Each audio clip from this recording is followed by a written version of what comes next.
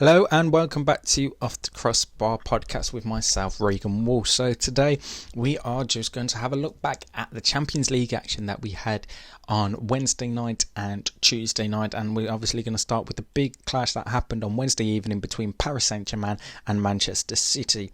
And it was the Parisian side that took an early lead through Marquinhos after a wonderful assist from Angel Di Maria. However, they managed to hold on to the lead until just past the hour mark in the second half, when Kevin De Bruyne levelled it up for Pep Guardiola's side, and it was only a matter of minutes later that they took the lead again thanks to Riyad Mahrez after a wonderful free kick.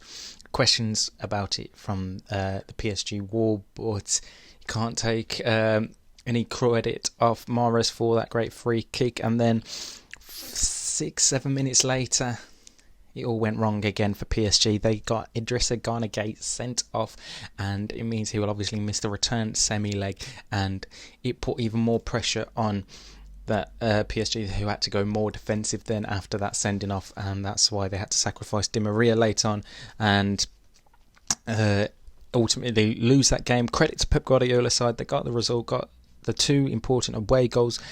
I mean, two wasn't obviously necessarily needed, but it gives them that one foot in the final feeling, and gives them good stead going forward to next week's semi-final second leg.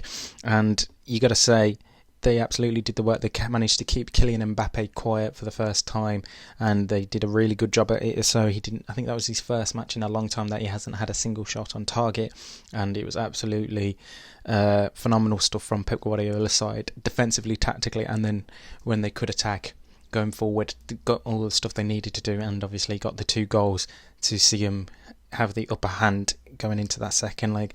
And you got to say, with how they played yesterday, I think it's going to be hard for PSG to do this return leg at the Etihad Stadium and pile on the pressure, because we all know Man City are going to score whether it's home or away, and PSG they've got to do practically what Man City do and then send it to extra time minimum.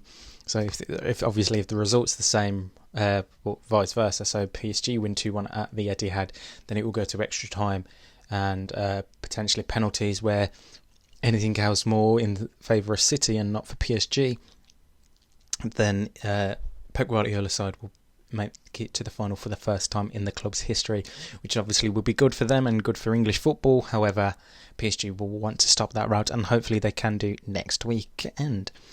Right, the second semi-final that took place this week was between Chelsea and Real Madrid on Tuesday at the Alfredo Di Stefano Stadium, and it was a game that finished 1-1. Christian Pulisic scoring the goal for Thomas Tuchel's side, and Karim Benzema once again scoring for Real Madrid in the knockout stages. Not really the best of games compared to PSG Man City, but N'Golo Kante, absolute credit to him. He ran the show, absolutely phenomenal for him. And then again, well worked goal for Pulisic's goal. And speaking on Karim Benzema, he's such a world class striker. For me, I don't think he gets the appreciation that he deserves, because he is a top quality striker, and I think he definitely needs to be given the credit, because what he's done for Real Madrid, it goes unrecognised and underappreciated. Yes, because of the times he was there 6-7 years back, obviously, until Cristiano Ronaldo left. He was obviously in Ronaldo's shadow. Then there was Gareth Bale there, so he would always take the limelight. But now he's the sole focus in this team, the sole big forward superstar.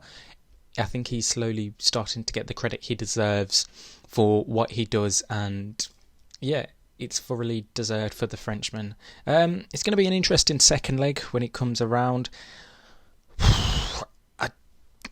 I don't have an early favourite to who will join PSG. I think both teams, again, between Chelsea and Real Madrid, can obviously score goals, and they definitely can get the right result when needed to. So it's going to be a very, very interesting second leg to see how attacking Zinedine Zidane's side come out, and will Thomas Tuchel expect that and then plan for how to attack them on the counter-attack. There was a bit of rumour after the game, and I think a bit on Wednesday morning, that Brazilian defender for Real Madrid, Marcelo, could potentially miss this second leg due to being called up to do serving some local elections in Madrid.